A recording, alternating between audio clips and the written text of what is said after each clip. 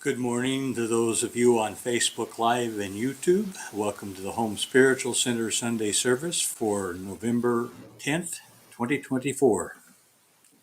And now our opening prayer. I thank God for the blessings that have been bestowed on our lives. We have been provided with more than we could ever have imagined. We are surrounded with people who look out for us. We have family and friends who bless us every day with kind words and actions. They lift us up in ways that keep our eyes focused on love and make our spirits soar. And to our guides, thank you one and all for keeping us safe, for protecting us from those things that seem to befall others.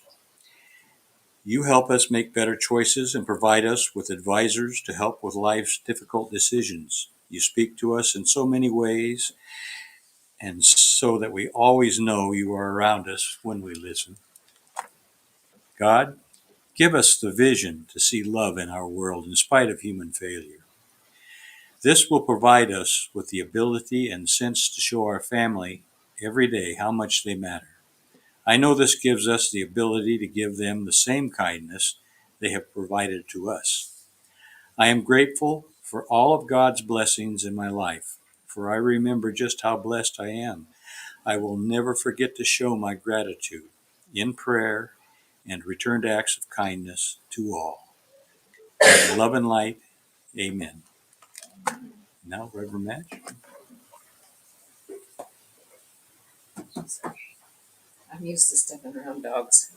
I have two of them in my house that lay in the hallway. Step. Yeah, so I'm good. I only stepped on one of them, and that was in the dark, so couldn't help that one. All right, so thank you for being with us today, and thank you for our online audience as well. So I was looking for inspiration for this message, and I was looking through my old sermons and my old talks that I've done over the years, and I came across this one that just kind of stopped me in my tracks. This was done at the Peace Festival. This is a talk I gave at the Peace Festival at Unity Church in 2008. They had speakers from all different variety of religions and spiritual representations, and I was representing the New Thought category, and so I was asked to be the speaker for that category. But when I was reading this, I just shook my head at the opening paragraph of that message, and I'm going to share it with you. We'll see if it fits. We'll see if I'm speaking to now or to 2008.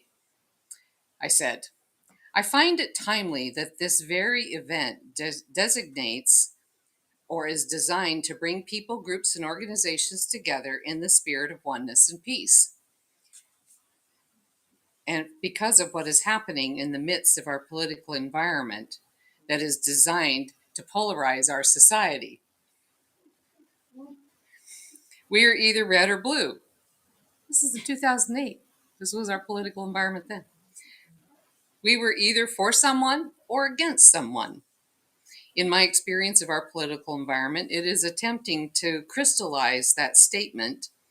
If you are not with us, you are against us. So I'm in deep gratitude to Unity Church for holding the energy and creating the space for what we all desire from the depth of our soul, and that is oneness and peace. That was my opening statement in 2008 at a peace festival. And it's perfect for today.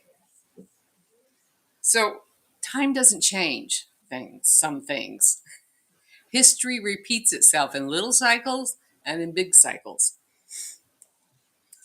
So as time repeats itself, it's more important now than ever to keep our sights on what is truly important, which is what we all want, and that is a better world. Every one of us wants a better world. And that's what we must remember. No matter which way we voted, recognize that every one of us in our hearts and our heart of hearts wants a better world that is peaceful and has unity and abundance. And I know I keep saying this a lot, but Spirit keeps telling me to keep saying it, to keep bringing it up for us to keep in our awareness and in our remembrance that we're co-creators in this world. If we don't have peace inside of us, we're not going to have peace outside of us. And we can't create what we don't have. If our ego is out of balance with our mind and our heart, then our world is going to be out of balance on the outside of us. So keep working on those inner conflicts and your inner peace and your inner balance so that it shows up in the outer world around us. When we're at war with each other, we're actually at war with ourselves. We're all brothers and sisters, and it's up to each one of us to resolve the war in our own minds and in our hearts so that our outer world will reflect back to us the peace and the unity that we desire to have. A while ago, I was in a waiting room doing what you do in a waiting room, looking at pictures in a magazine. And in this magazine, I determined that if a picture caught my eye, I was going to read the subtitle and see what it was about. I think it's pretty common. Well, this one particular picture really caught my eye, but out of curiosity of what does that picture even mean? Because what it was a bunch of people sitting around a table with food. I thought, well, why is that so special to be in the magazine? So I had to read the article to see why that picture was so special. And it said, this Romanian family sits down for a Christmas dinner with chicken for the Muslim family members and pork for their Orthodox Christian family members. And I thought, wow, isn't that cool? They deeply loved and respected and accepted all their family's differences and appealed to their way, showing how much respect they had for them, how much honor by preparing food that was specific to their religion and to their belief systems. And I thought, wow, that is really love. That's deep love, unconditional love. They were living the phrase that we all love so much and know so well. And I've been using this phrase a lot for this last year, and I'm not getting tired of hearing it yet. Hope you're not getting tired of hearing it either. But it is that there is a field beyond right and wrong. It's Rumi's, and I'll meet you there. There is a field beyond right and wrong. I'll meet you there. Today we might say, there is a field beyond red and blue. I'll meet you there. So this Romanian family was already in that field beyond right and wrong. They loved each other so much, and they had enough in their heart to accept each other's differences and not divide at the table. They brought their love and respect for one another to the table of the living in a living way. They lived it. They lived their love and respect. They didn't just accept their differences. Sometimes acceptance can be another word for tolerate. They didn't just tolerate each other's differences. They respected them and lived that through that respect. And because there is a difference between respect and acceptance. And acceptance is right up there next to tolerance. So we want to live with respect. And I believe that we all want love and peace and goodness in our world.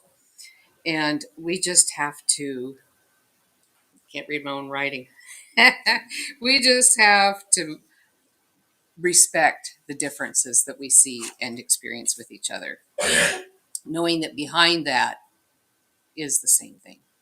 I said this before, peace is not something to fight for. You don't fight for peace. It's a state of being.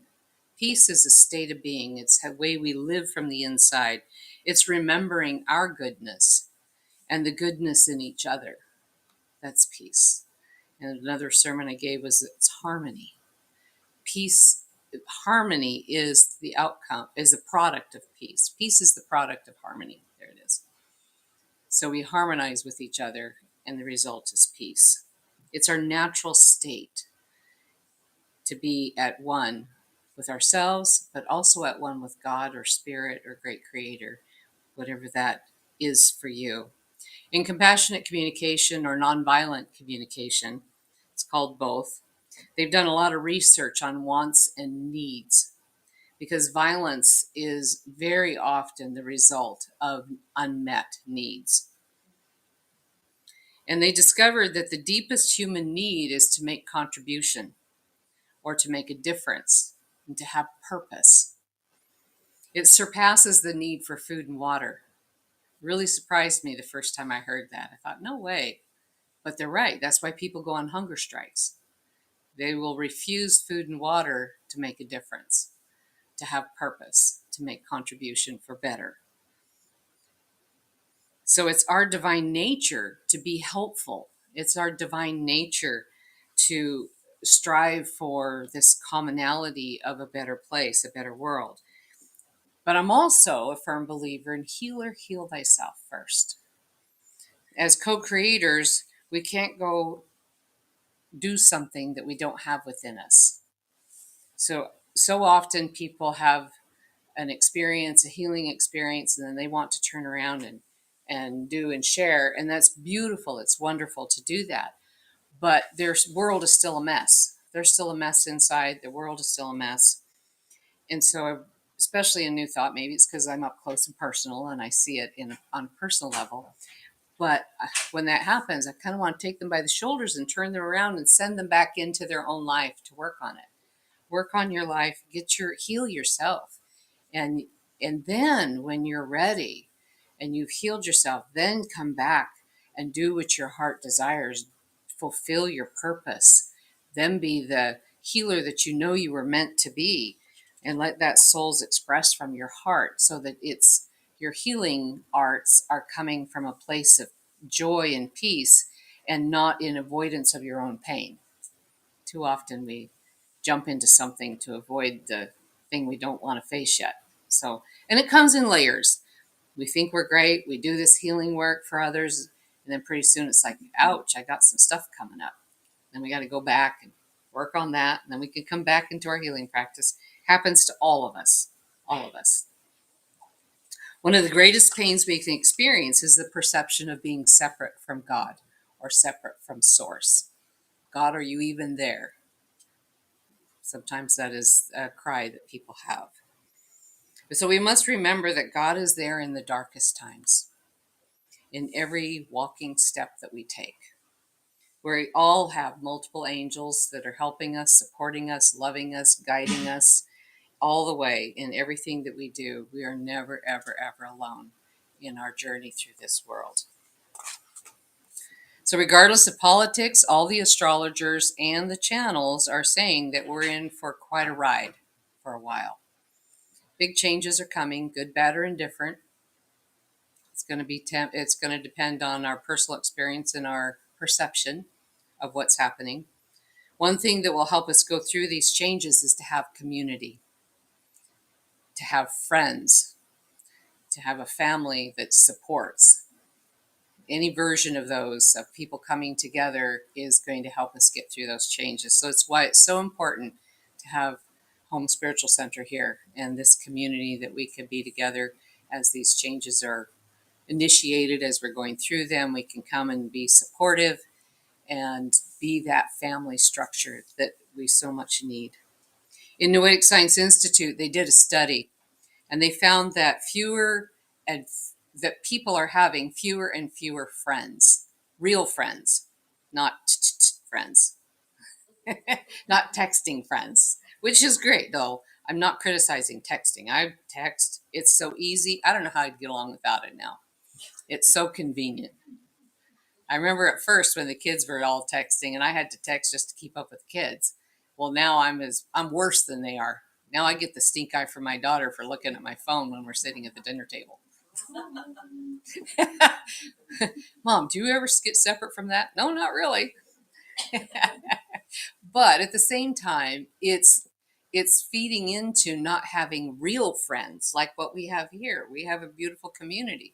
I hope out there online you folks do as well. If not, come join ours.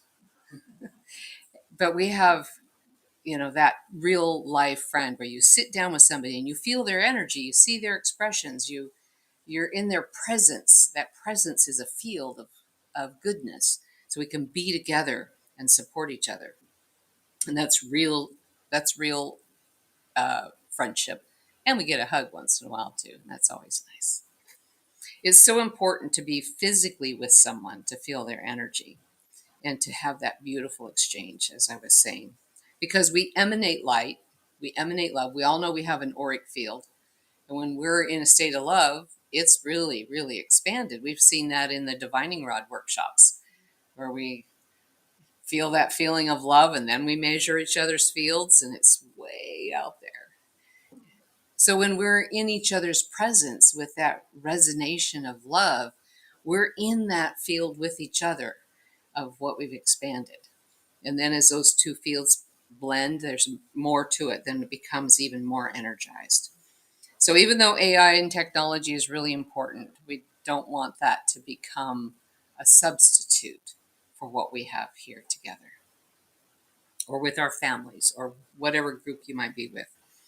Little side note, I learned the other day about handshakes and waving. Never really thought about it, but as we all know, we have chakras in our palms of our hands. It's what we do Reiki with. It's what we do our healing work with. Well, when we shake somebody's hand, we're connecting heart, palm chakra to palm chakra, and we exchange energy, and we read each other. I thought, I'll be darned, I never thought of that.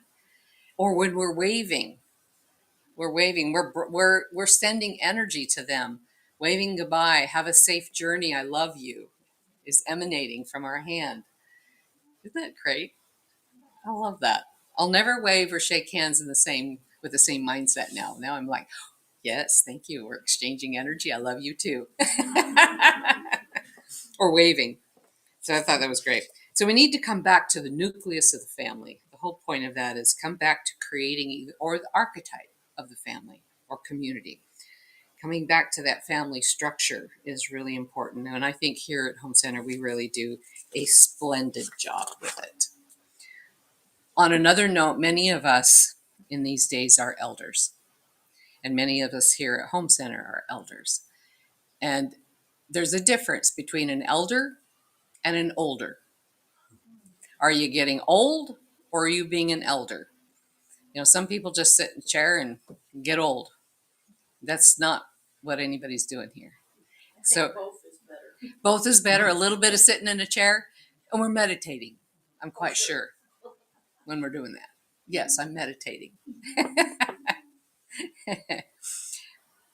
But as the elders, it's really important for us to hold non-judgment, to hold compassion, to have an open heart, to demonstrate the high road of love and light.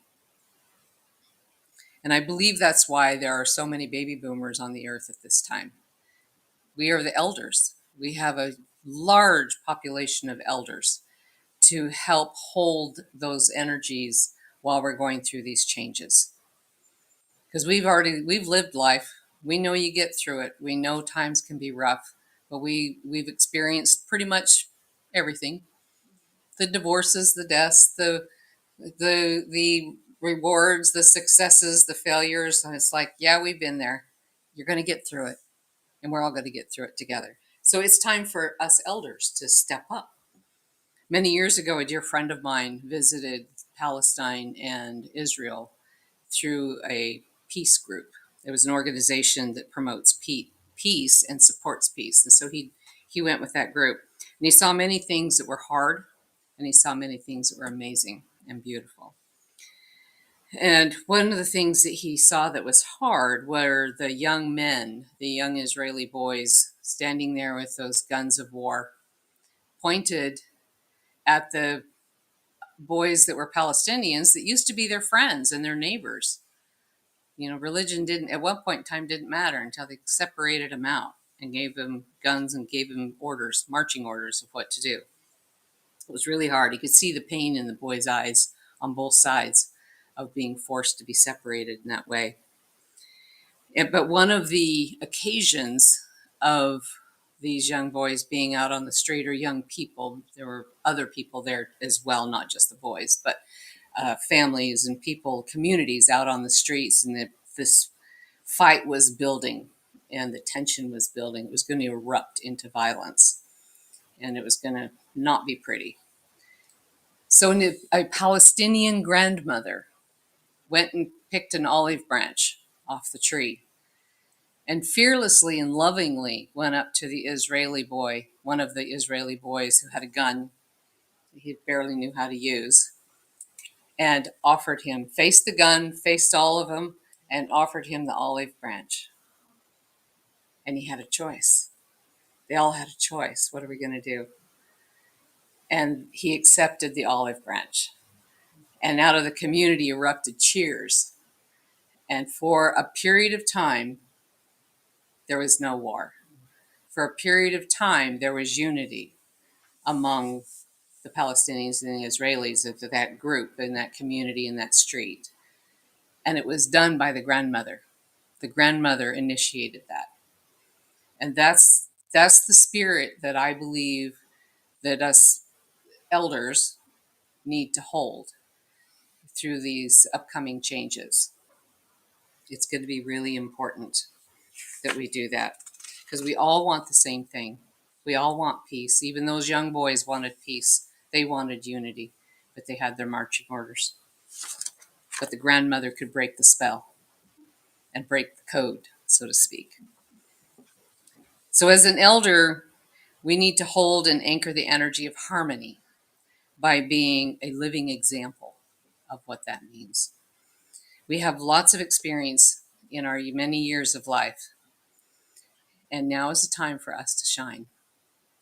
Now is the time for us to anchor that light, that love, and the harmony, and the peace, and the high road, and the tiara on the light shining on her tiara.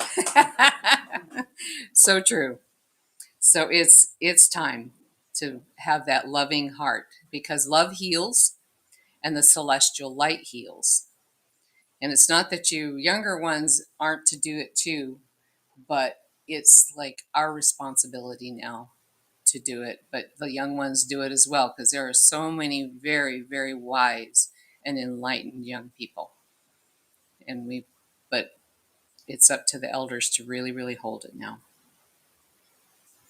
So hold love in your heart and light in your mind, and we will get through these changes together of what's being predicted. And we're going to see it through, and we're going to come out better. Whatever this is, we're going to come out better for it, because we stood together in unity. All right, so let's close our eyes and just have a nice little meditation. I'm going to kind of run through our chakras this time, do it a little bit different. So get yourself comfortable in your seat.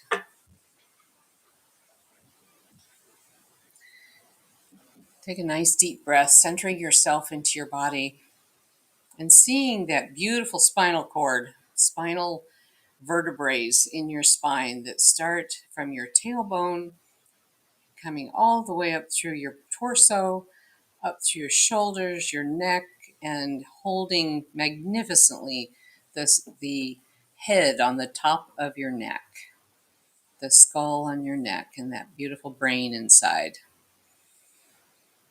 And let's start at the root chakra. We'll just see the color red, feel the groundedness, the energy going down through our legs, through our feet, and anchoring into the earth, anchoring into that magnificent earth of ours that is the giver of all life, the giver of all that we have, including these bodies that we inhabit with our soul. In deep gratitude, we send it down through our legs, and the color red, anchoring into that earth energy. And then we bring our attention up to our sacral, which is a couple inches below our belly button, and we see a beautiful color orange. And with that orange radiating out through our body and filling our aura, we feel the creative energy, the creative force. We feel the multiplication of what we have as we expand it, being connected with our family, our tribe, and that creation property that the sacral is, to create our tomorrows in the beauty in which we see in our mind's eye, allowing that creative force to flow through it around us, And we bring our attention up to our solar plexus, beautiful sunshine yellow, knowing our self-worth, that we are worthy of goodness. We are worthy of being at one with the world and being at peace and having that beautiful relationship with all that is. We are worthy of what we receive. We are worthy of our manifestations. The creative force from the sacral, we are worthy to receive that into our world, bringing us all the material things that we need. And we bring our attention up to our heart. And we're going to see our heart on the outside green and on the inside pink. Because there's two chambers to the heart, two layers. The outside of our heart is green, is a protective layer of healing and wholeness. And the inside is the inner sanctum of our relationship with the divine. And hold in that little secret cavern of the relationship with the divine, that deep love for source, that deep love for God or great creator or spirit or universe, whatever that word is for you. Feel that deep relationship in the inner sanctums of your precious heart, knowing that the outer heart is protecting it and only there for you, healing your body with that beautiful love that you're generating inside your heart. And then we'll bring our attention up to our throat and we'll see a magnificent color of blue, bright, beautiful blue, as we connect to our higher truth, as we speak our truth and know the truth of our lives, of ourselves, the truth of our goodness, the truth of who we are as a soul inhabiting this body, the truth that we want to have that peace and unity in the world, and being able to see the truth in the other as well. And we have integrity. The quality of this area is integrity. We hold our own integrity. We hold ourselves in that standard, not compromising our integrity and our own sense of goodness in the world. And we raise our attention up to our third eye and we see this beautiful color of purple, knowing that our inner vision is clear. And as we look out into the world, we have clarity to see the truth behind the story. We have clarity to see the higher truth, the God truth, the story behind the story of what's really happening. And we just zero in on that, feeling grateful that we have the clarity of mind and heart. And we hold that for ourselves and others. And then we bring our attention up to our crown chakra and we see either white light or the color of fuchsia going up from our crown chakra, connecting us very directly and beautifully with the divine. Knowing our relationship with Source is magnificent. Knowing that relationship is solid and will never be broken. That relationship with God, all of our prayers are being heard. All of our prayers are not only going out, but coming back as answers, clarification, warmth, and pure love.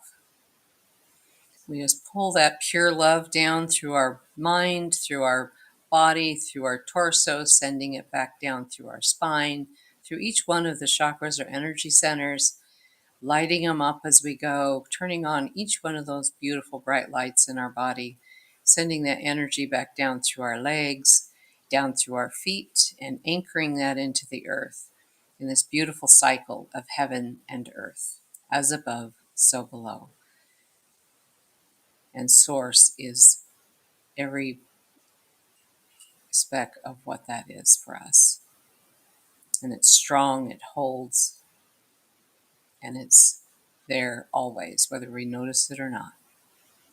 Fill our heart with gratitude for this time together, gratitude for the experience, and just hold on to that cycle as you bring your awareness back to this room and back to your body and back into this present moment.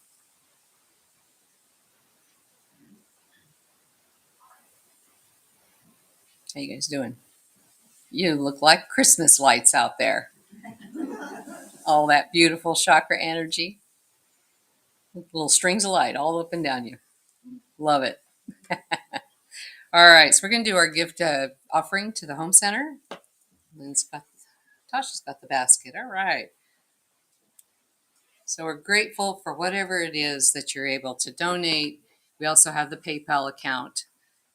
And energize this gift in your hands. That love that we just did, that we filled up our heart with, just infuse this currency that flows through the universe with that same love, blessing the home center with that magnificent energy. And we send it back out to you to be blessing you with all of your wants, needs, and desires that serve your highest and your greatest good. Let that be your truth. Amen.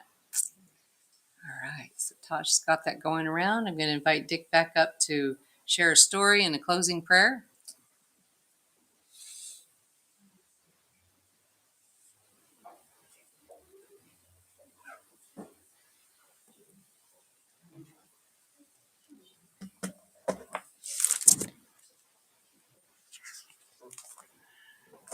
Closing statement this morning. Humor from the pulpit. The minister just finished his sermon for the day and proceeded towards the back of the church for his usual greetings and handshaking as the congregation left the church. After shaking a few adult hands, he comes upon a 7-year-old son of one of the members.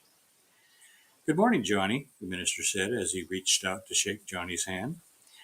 As he was doing so, he felt something in the palm of Johnny's hand. "What's this?" the minister asked. "Money," said Johnny with a big smile on his face. "It's for you."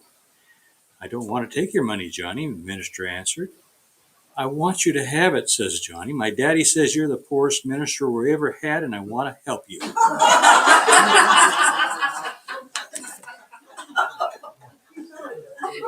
Did I just get fired? Well, that was funny. That was perfect. We need a little splash of humor. All right. Our closing prayer is a shorty, but it's very pertinent. So our prayer: God, give us the faith to trust your goodness in spite of our ignorance and weakness. Give us the knowledge that we may continue to pray with understanding hearts. And show us what each one of us can do to set forward the coming of the day of universal peace. This prayer is from Frank Borman, Apollo 8 astronaut. I could not have voiced it better myself. Amen. Facebook Live and YouTube, we're glad we had you with us today. This ends our service for this Sunday. We'll see you next week.